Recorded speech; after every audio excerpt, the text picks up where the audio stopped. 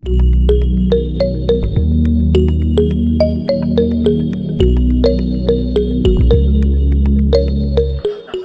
kalau ini kita sudah sampai di dalam rumahnya Pak Dirma. Terus Al-Quran juga rusak. Bulan Ramadan ini kita memang Gitu banyak sekali. Semua umat wow. Ternyata rumah Gusnya itu sederhana sekali, nggak dari bambu. Saya nggak nyangka waktu itu.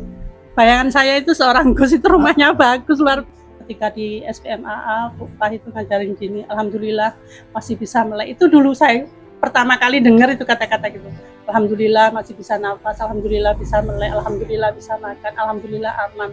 Bahkan orang lain yang bukan sanak famili saudara pun istilahnya kalau dititipkan di sana pun dirawat, dijaga. Assalamualaikum warahmatullahi wabarakatuh, pemirsa SPMA TV dimanapun berada. Sekarang hari ini saya berada di salah satu rumah jamaah SPMA Denpasar yang beliau juga ini sudah hampir lama mengikuti SPMA di Bali awal-awal, dan ini rumahnya. Mari kita akan tilik jamaah di rumah beliau. Monggo. Mari pemirsa kita lihat. Assalamualaikum warahmatullahi wabarakatuh. Pak Budi, sedang apa ini Pak Budi? Servis mobil ini ya? Oke, mau dipasang nomor ini Pak Budi. Nah, ini lagi servis mobil. Mobil apa Pak Budi? Taruna. Taruna. Oke. Tune up. Kenapa? Servis tune up. Tune up. Oh. Kegiatan sehari-harinya gini Pak Budi? Nggih, ngaten monggo. Jadi kalau izin masuk tenggirannya nggih? Nggih. Nggih, monggo. Ayo. Monggo Pak Budi Rumen yang masuk. Nggih. Ini rumahnya Pak Budi, pemirsa. Ayo kita masuk ke rumahnya Pak Budi. Ini ada si bocil ini. Ini siapa namanya ini? Fota. Ini pemirsa, ini namanya Fota. Sekolah di mana? Oh, Empirari Mustari. Kelas berapa sekarang? 5. Oh, udah kelas 5. Nggih. Oh, ayo pemirsa kita lihat rumahnya. Monggo. Tinggal-tinggal. Assalamualaikum Putri. Nggih, monggo.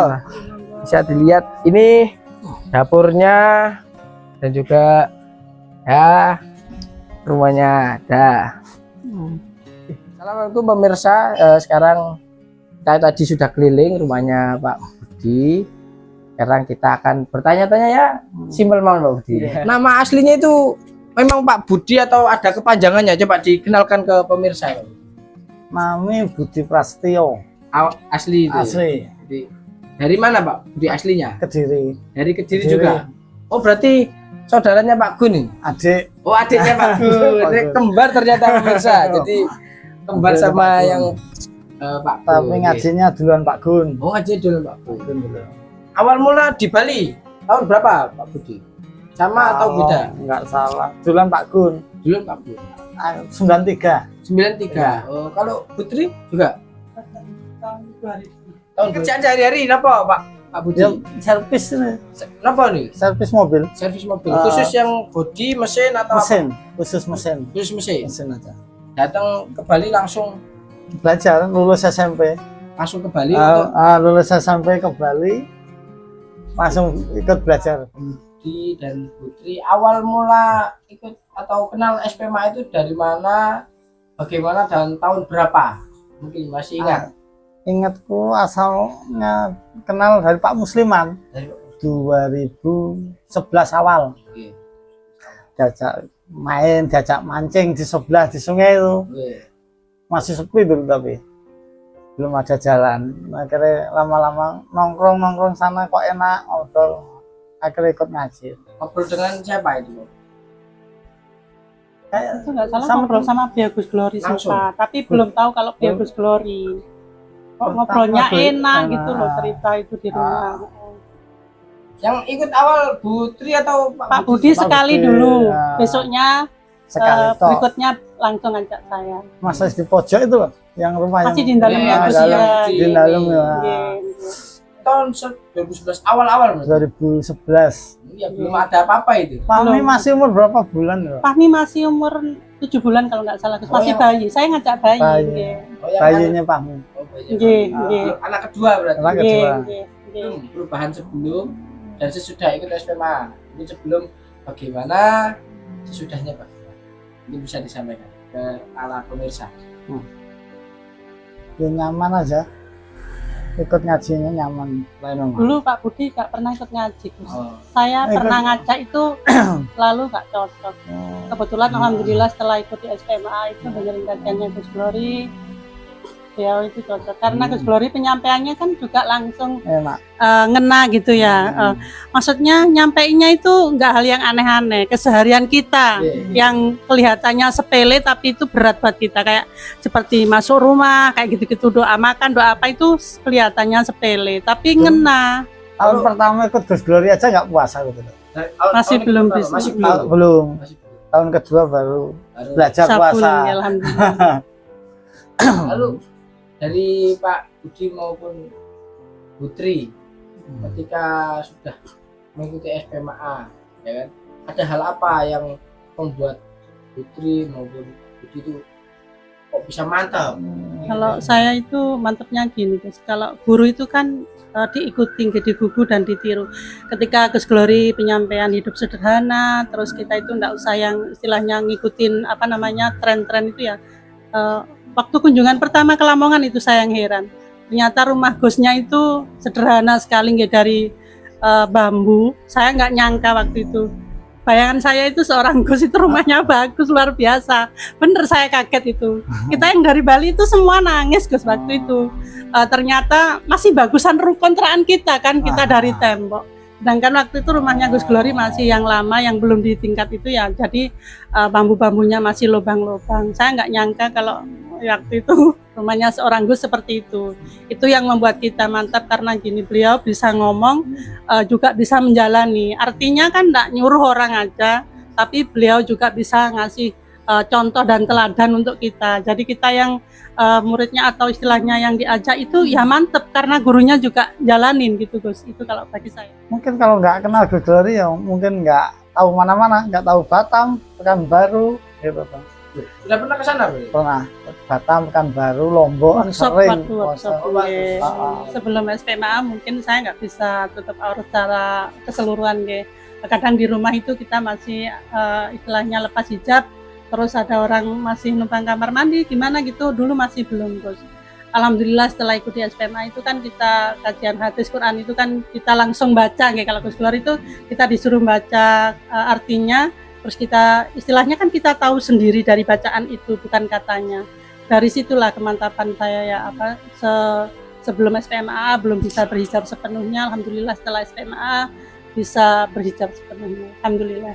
Kenapa milih SPMA sebagai pilihan terakhir? Padahal banyak di luar sana yang mungkin dianggap baik dan lain sebagainya. Kenapa? Kenapa kok SPMA itu karena kenapa?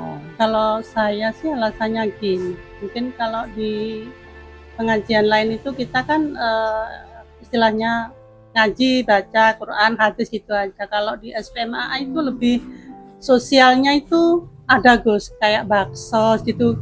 Secara nggak langsung itu kan mengajarin kita rasa syukur ya. Waktu itu kan saya diajak, alhamdulillah sama kota ke Gunung Kidul ya. Waktu itu bakso ke Gunung Kidul. Dan di sana kan kita menyaksikan Gun, alangkah susahnya nyari air, itu dah yang membuat kita pilihannya gitu. Jadi lebih banyak bersyukurnya setelah kita diajak tahu ke sana-sana itu akhirnya sebenarnya kita di Bali ini sudah luar biasa. Ngaji deket, air gampang, transportasi juga gampang. Di sana itu sudah jalannya naik turun, mau wudhu aja air itu susah, harus dibagi-bagi waktu itu kan. Nggak semua orang punya kamar mandi juga kan waktu itu. Jadi bagi saya pengalaman tersendiri dan kesan tersendiri kalau kita ikut apa namanya baksos itu, pelajaran bagi kita juga untuk anak-anak saya terutama agar mereka bisa berbagi dan punya rasa sosial atau empati ke orang lain gitu kalau saya. Nah, mungkin ada dawuh dari para Gus ataupun guru-guru mahasiswa yang membuat mengena dari hati jenengan, yang membuat jenengan aku harus tetap di sini, aku harus tetap di SPMA. Itu apa? Dari Bupah itu rasa syukurnya beliau yang berapa kali kalau beliau baru datang ke Bali Sowan itu pasti mengajarkan kita untuk mengucap syukur alhamdulillah itu berapa kali itu. Biasanya kita kan dulu sehari-hari itu ya kayak bisa nafas itu udah biasa, tapi ketika di SPMAA Pak itu ngajarin gini, alhamdulillah masih bisa melek. Itu dulu saya pertama kali dengar itu kata-kata gitu. Alhamdulillah masih bisa nafas, alhamdulillah bisa melek, alhamdulillah bisa makan, alhamdulillah aman. Kalau dulu saya menganggap itu biasa gitu. Karena apa namanya, kita mendapatkan hari-hari biasa, tapi setelah di SMA itu kita memaknai luar biasa. Itu yang saya dapat dari itu. Belum mungkin ke SMA rezekinya begini, setelah begini, mungkin ada perubahan apa ya dari segi ekonomi maupun kehidupan seharian? Alhamdulillah ya, kalau bagi saya sih tetap disyukuri, walaupun kadang kita itu ada acara workshop atau baksos itu kan biasanya setelah acara kita mampir ke Jawa pasti ada saudara yang nanya, Gus, loh Mbak, bengkelnya ditinggal-tinggal ini gimana gitu ya. Saya jawabnya gini, kan Allah Maha Kaya gitu. Saya walaupun ditinggal seminggu itu nggak akan berkurang rezeki kita kalau Allah sudah menetapkan. Nambah Ibu, kalau biasanya mau ada acara-acara ke luar kota kayak nggak tahu ya, kayak kerjaan itu kayak Lancar, rame. iya Gus, bener dah. Pakai Justru lancar. Iya. mau berangkat workshop apa bakso itu Padahal nggak rencana, tapi mau ikut bisa gitu aja ikut gitulah, ada uang untuk tahu-tahu berangkat. kayak rame rezeki loh. Justru lancar. Bener, iya bener. Setelah ditinggal apa sebelum ditinggal malah? Sebelum Mau berangkat itu, Ketika udah Iya. rencana berangkat, itu malah iya. Kayak Sebelum Lebih, kita berangkat itu Pak. Pak Budi kan gini bahasanya, yakin bisa punya uang gitu. Itu dengan sendirinya alhamdulillah bengkelnya tuh rame Gus. tambah rame. Iya bener. Terus kita itu nggak nyangka bisa berangkat gitu loh, bener. Mungkin ada pesan ataupun trik atau trik yang buat jenengan berdua ini yang disampaikan untuk para pemirsa SPMA TV dimanapun berada, yang membuat jenengan beri kesemangatan agar mungkin tetap mau bertahan dan tetap bisa bertahan di SMA, bisa sampaikan. Triknya ya gimana ya, kalau orang itu kan juga ada bosannya gitu Gus. Tapi perjalanan hidup kita itu kan seperti lari maraton gitu, kita bertahap. Jangan kita semangat gitu, enggak. Istilahnya kalau ajaran itu istiqomah lah kita Gusnya. Enggak usah terlalu yang dikejar, terlalu semangat di awal, enggak. Kalau saya gitu. Tapi tetap kita la haula wala quwata illa billah. Minta kekuatan Allah lah. Supaya kita ini ya bisa menjalani secara istiqomah, entah itu pengajian tafsir, pengajian hadis, sama renungan suci, juga apa namanya, kajian minggu pagi sekarang itu ya. Kalau saya doanya gitu dah, ya Allah berikanlah istiqomah itu aja. kadang dipaksa no. Dipaksa berangkat. Kadang diajak teman-teman semangat gitu, kadang Yeah, ikut ada yang semangat. nyemangatin, kadang Pak ada yang, Isnaji, kadang Pak WA gitu. pasti WA. Dari teman itu Gus kadang bisa menyemangati kalau Pak Bruti gitu. Oh di WA, kita mau jamnya ini, itu dah yang beri semangat. Langsung siap-siap istilahnya berangkat, kita ngaji gitu. Saya yang tetap bertahan di SMA itu gini, ketika kita berkunjung di Lamongan itu ya, saya ngeliat di sana itu kan ada kayak anak yatim, jompo gitu. Saya sempat nanya sih sama Mbak TPU-nya waktu itu, pengasuh, Mbak ini saudaranya atau keluarganya jamaah atau bukan Bu, ini orang nitip gitu ya. Saya berpikirnya gini, loh kok mau dititipin, kan kita bukan saudara, bukan sanak Mbak ya. Di sini itulah namanya apa, waktu itu kasih sesama itulah. Di SMA nggak memandang, karena waktu itu saya ke sana itu ada anak yang Kristen kalau nggak salah, cowok itu nggih. Terus kayak gini loh, Mbak ini dia Kristen Bu, dia makanya nggak ikut sholat gitu. Waktu itu dia nggak sholat, tuh dibilang emang dia Kristen, dan di sini pun nggak maksa dia untuk harus Muslim gitu. Yang membuat saya bertahan itu, jadi di sana itu nggak hanya saudara famili, enggak, bahkan orang lain yang bukan sanak famili saudara pun istilahnya kalau dititipkan di sana pun dirawat, dijaga. Itulah juga itu pelajaran bagi saya, kasih sesama itu nggak harus sesama agama, sama saudara enggak. Ternyata di sana walaupun bukan Muslim, walaupun bukan gini, tetap dirawat. Itu Gus yang membuat saya tetap gini. Alhamdulillah kalau kita ikut SPMA itu pengalamannya lebih luas gitu. Karena di sini kita itu biasanya setiap ada cabang baru itu biasanya mengadakan baksos. Di sanalah kita nanti bisa berkontribusi, entah itu jadi tenaga yang punya keahlian gitu. Kalau saya biasanya sih alhamdulillah asisten dari untuk tim bekam. Biasanya saya nggih, alhamdulillah istilahnya gini, kita punya tenaga yang masih bisa bermanfaat untuk orang lain. Itulah Iya. Gus gini nggih. Pengalaman tersendiri bagi saya. Itu pemirsa dari kunjungan hotel jamaah di rumah Pak Iya. Tri. Terima kasih matur suwun Iya. ngapunten Iya. ngrepoti tadi melihat rumahnya. Alhamdulillah sudah dikunjungi. Ya, Assalamualaikum warahmatullahi wabarakatuh. Waalaikumsalam warahmatullahi wabarakatuh.